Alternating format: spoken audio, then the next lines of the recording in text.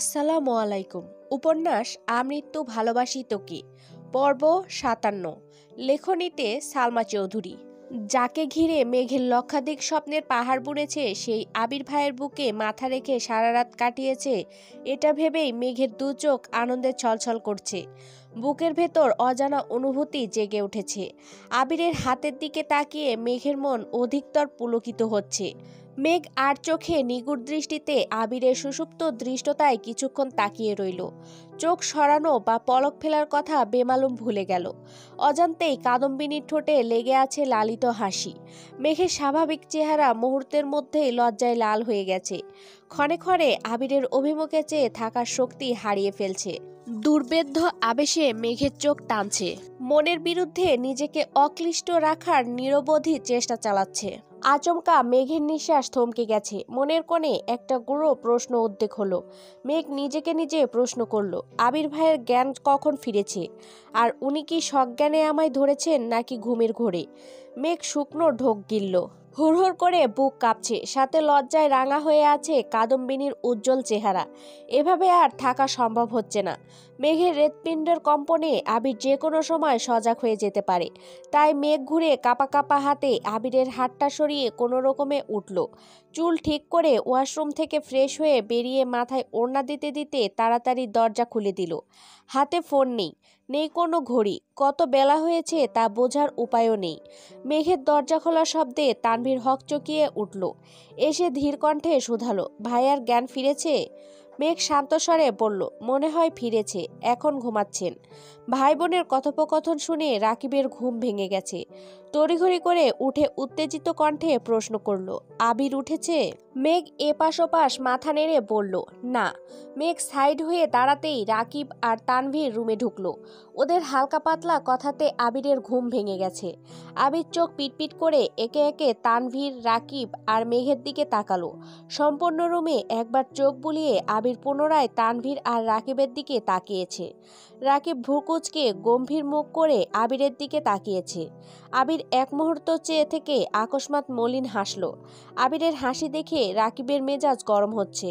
ফোঁস করে শ্বাস ছেড়ে রাকিব মেঘকে উদ্দেশ্য করে স্বাভাবিক কণ্ঠে বলল, মেঘ তুমি একটু বাইরে যাও তো। মেঘ সরুনেত্রে রাকিবকে দেখে সাথে সাথে তানভীরের দিকে তাকালো। তানভীর চোখ দিয়ে ইশারা করতেই মেঘ চুপচাপ রুম থেকে বেরিয়ে গেছে।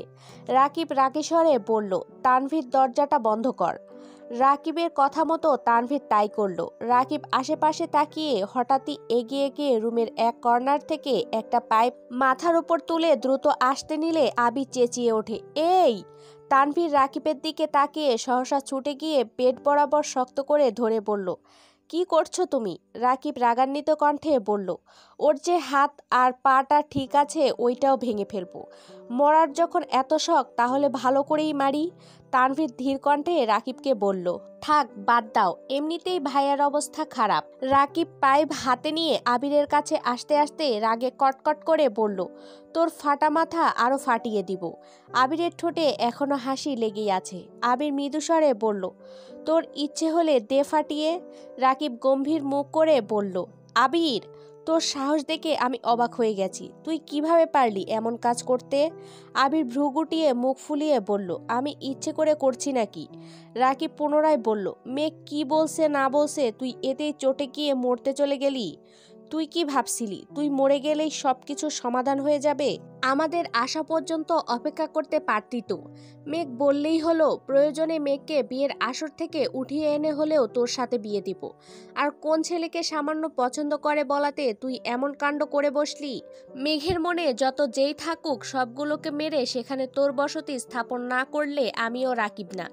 আবির মুচকি হেসে বলল, আমার মেঘ আমার ছিল, আমার আছে, আর আমৃত্যু আমারই থাকবে। ও কোনো ছেলেকে পছন্দ করা তো দূর, কোনো ছেলের দিকে ভালোভাবে তাকিয়েই দেখে না। ওর মন মস্তিষ্ক জুড়ে এই আবির ব্যতীত অন্য কোনো পুরুষের অস্তিত্ব নেই। আর কোনো দিন কেউ আমার কাদম্বিনীর প্রিয় পুরুষ হতেও পারবে না, এই কনফিডেন্স আমার আছে। তাহলে মিনহাজের থেকে ফুল নিল যে? ফুল নিতে দেখেছিস? না, কিন্তু ছবি যা দেখেছিস সবগুলোতে মিনহাজকে ফুল অফার করছি, কিন্তু আমার মেঘ সেই ফুল ছুঁয়েও দেখেনি। তারপরও ওই ছেলের সাহস কিভাবে হলো এভাবে মেঘকে ফুল দেয়ার? এটা ওদের প্ল্যান ছিল। ওরা ছবি তুলে ফেসবুকে পোস্ট করার প্ল্যান করেছিল যাতে সেটা আমার চোখে পড়ে, কিন্তু আমি ওখানে চলে যাওয়াতে ওরা থম্মত খেয়ে ফেলছে। তুই এসব কিভাবে জানিস? মেঘ বলছে, আমি আগে থেকেই সব জানি, তাছাড়া মেঘও কিছুটা বলছে। হারামি, তুই যদি আগে থেকেই সব জানতিস তাহলে অ্যাক্সিডেন্ট করতে গেছিলি কেন? আবির গম্ভীর কণ্ঠে বলে উঠল, আমি মেঘকে বেশি কিছুই বলতাম না, বরং ওদের সাথে আড্ডা দিয়ে আমি ওকে নিয়ে চলে আসতাম, কিন্তু ওই ছেলের এক্সট্রা কেয়ার দেখে সঙ্গে সঙ্গে পায়ের রক্ত মাথায় উঠে গেছে। না বুঝেই হুট করে প্রশ্ন করে বসি, মেঘ সেই ছেলেকে পছন্দ করে কিনা। আমার 100%-এর জায়গায় 1000% কনফিডেন্স ছিল মেঘ না বলবে। অন্তত আমার চোখের দিকে তাকিয়ে ও কোনোদিন মিথ্যা বলতে পারবে না। কিন্তু ও যখন আমার চোখে চোখ রেখে হ্যাঁ বলল, তখন এক মুহূর্তের জন্য মনে হচ্ছিল আকাশটা বোধহয় আমার মাথায় ভেঙে পড়েছে। আমি দাঁড়িয়ে থাকার শক্তি পাচ্ছিলাম না। আমি আগে থেকেই জানি এসব কিছু ওদের প্ল্যান। ওরা আমার মুখ থেকে কিছু শুনতে চাচ্ছে, কিন্তু ওর হ্যাঁ শোনার পর নিজের ওপর নিয়ন্ত্রণ হারিয়ে ফেলেছিলাম। যখন বুঝতে পেরেছি এখানে থাকাটা রিস্ক, তখনই আমি সেখান থেকে চলে গেছি। একটু শান্ত থাকলেই মাথাটা ঠিক হয়ে যেত, তাহলে এভাবে অ্যাক্সিডেন্ট করতে হতো না। আরে বাবা, আমি ইচ্ছাকৃত অ্যাক্সিডেন্ট করিনি। আমি যেখানে জানি ও আমার, সেখানে অ্যাক্সিডেন্ট করে মরতে বসা বোকামি ছাড়া কিছুই না। তো করলি কিভাবে?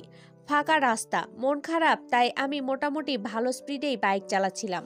প্রায় জনমানব শূন্য এক জায়গায় হুট করে এক পাগল বাইকের সামনে চলে আসছে।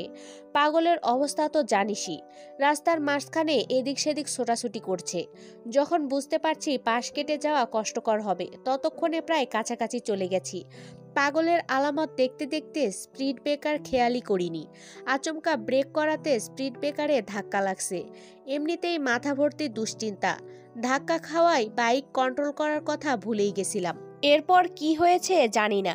তানভীর তপ্ত স্বরে বলল, বড় আব্বু কাল বেশি কিছু বলেনি, আজকে তোমার খবরই আছে। আবির মলিন হেসে হঠাৎই সূক্ষ্ম নেত্রে তানভীরের দিকে তাকিয়ে প্রশ্ন করল, তুই ওদের কিছু করিসনি তো? রাকিব হেসে বলল, বেশি কিছু করেনি, জাস্ট 2 দফায় হালকার ওপর ঝাপসা আপ্যায়ন করছে আর কি।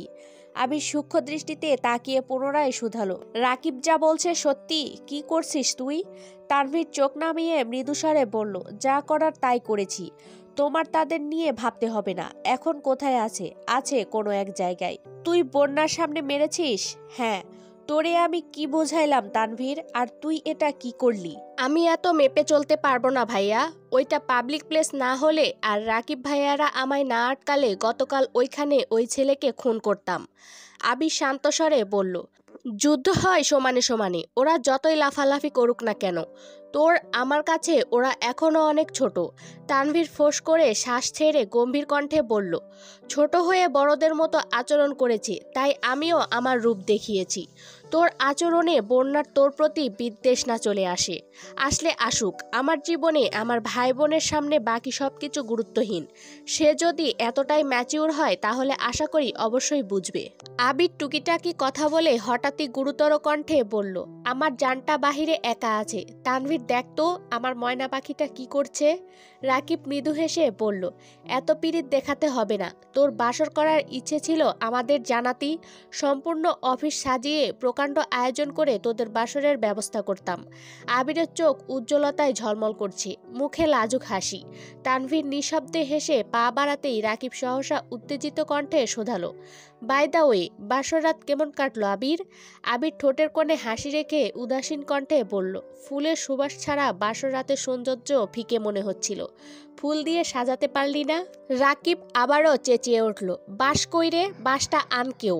তানভীর মেঘকে ডেকে নিয়ে আসছে। মেঘ নাকের ডগা পর্যন্ত ওড়না টেনে রেখেছে। মেঘ রুমে আসতেই আবির আর চোখে মেঘের দিকে তাকিয়ে আছে, কিন্তু মেঘের দৃষ্টি নিচের দিকে।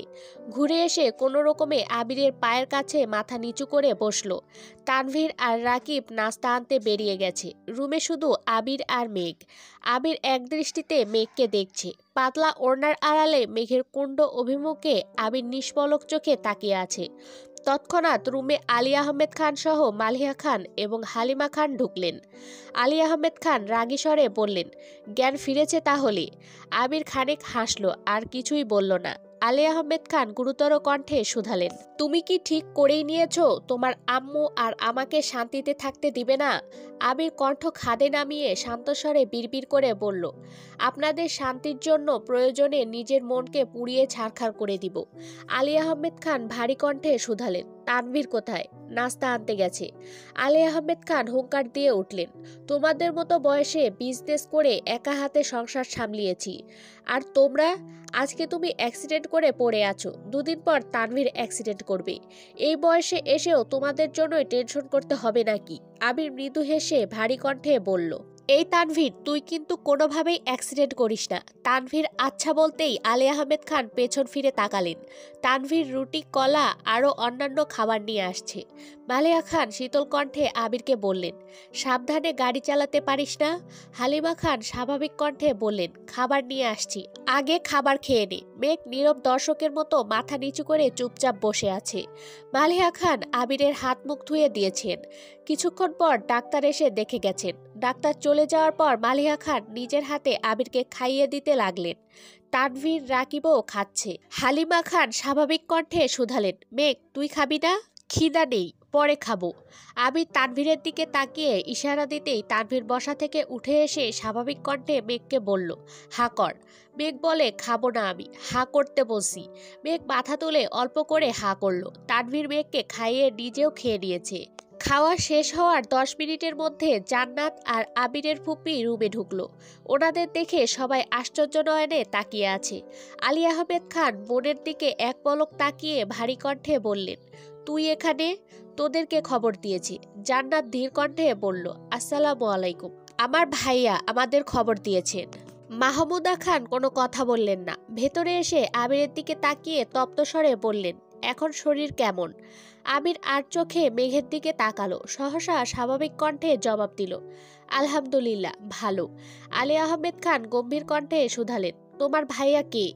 জান্নাত রাকিবের দিকে তাকিয়ে অল্প হেসে পড়ল, রাকিব ভাইয়া। মালিহা খান বিস্ময় সমেত একবার রাকিবকে দেখলো, আবার জান্নাতকে। হুবহু চেহারার মিল না থাকলেও দুজনের চোখ দেখতে একই রকম। মালিহা খান কণ্ঠ ভারী করে প্রশ্ন করলেন, তুমি রাকিবের কেমন বোন? আপন বোন। আলী আহমেদ খান রাকিবের দিকে তাকিয়ে প্রখর তপ্ত স্বরে শুধালেন, জান্নাত তোমার বোন? জি আঙ্কেল, আমার একমাত্র বোন। হালিমা খান আর মালিহা খান শুধু মুখ চাওয়াচাই করছেন। মালিহা খান প্রশ্ন করলেন, তুমি রাকিবের বোন, সে কথা আগে বলনি কেন? কখনো তেমন প্রয়োজন হয়নি, সেজন্য আর বলা হয়নি। আবিরকে চিন্তা না? জি, মোটামুটি চিনতাম। আলী আহমেদ খান জান্নাতকে প্রশ্ন করলেন, কিন্তু তোমাকে তো তানভীর বাসায় আনছিল, তানভীরকে তুমি কিভাবে চেনো? তানভীর ভাইয়ার সাথে একটা প্রোগ্রামে দেখা হয়েছিল, পরিচয় দেয়াই চিনতে পারছি। তখন কথায় কথায় উনি মেঘের কথা বলছেন, মেঘের জন্য টিচার খুঁজছিলেন। তখন ভাবলাম মেঘকে আমিই পড়াই, সেভাবেই মেঘকে পড়ানো শুরু। হালিমা খান, মালিহা খান ও আলী আহমেদ খানের একের পর এক প্রশ্নের প্রত্যুত্তরে জান্নাত প্রতিবারই বুদ্ধিমত্তার পরিচয় দিয়েছে। কোনো প্রকার মিথ্যার আশ্রয় না নিয়ে ঘুরিয়ে ফিরিয়ে সাবলীল ভঙ্গিতে সকল উত্তর দিয়েছেন। আলী আহমেদ খান অফিসে চলে যাবেন। সবার থেকে বিদায় নিয়ে দরজা পর্যন্ত গিয়ে আবার থমকে দাঁড়িয়েছেন।